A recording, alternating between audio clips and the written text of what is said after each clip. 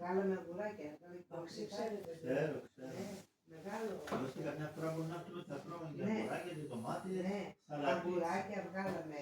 Μαρούλια, κρεμμύδια, τέτοια απ' όλα. Έχουμε όλα. Δόξα τω Θεώ. Καλά να Κοτόπουλα. είσαστε. Ναι, καλά, δόξα τω Θεώ. Κοτόπουλα έχουμε καμιά 100-150.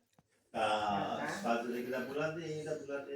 Όχι, σπάζουμε μόνο για τον εαυτό μας. Ναι. Ναι, τα πετινάρια σπάζουμε. Α. Πετινάρια του. Ναι, μόνο εκείνα τρώμε εμείς. Κότες δεν τρώμε. Τις κότες όταν τις καθαρίζω, τις δίνω σε κανέναν γνωστό φίλο αυτά.